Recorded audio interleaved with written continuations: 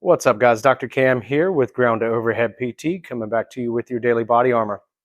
Talking a little bit about the ankle and foot today, and I want to give you guys an exercise that I really like to not only build stability and proprioception, but also overall capacity in and around the foot and ankle, so that you guys can run, especially as it gets warmer outside. I know folks are running a lot more, and so I just want to make sure you guys are prepared for that.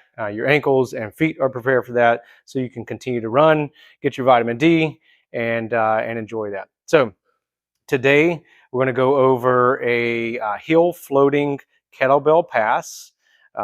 It's a fairly challenging exercise, so I'm going to do my best not to fall while I'm demonstrating this. All we need is I've got a 25-pound plate here. You do want something with about an inch or so of distance off of the ground, so that heel is floating, okay? And then a light kettlebell, light to start out with. This is an exercise you're going to want to kind of take slowly as you go along to build up that tolerance, but also to maintain your balance throughout. So here we go. As we come into this, that foot is going to come up onto the weight here, okay? We're going to come and stand with that heel floating, all right? From here, we're going to pass the kettlebell from one side to the other, and there I go. And back to the other side.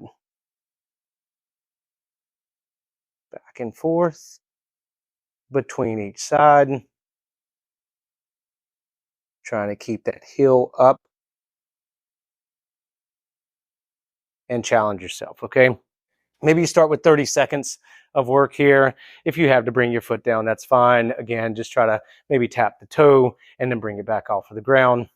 Honestly, staring at a place on the floor is going to help try to maintain that balance.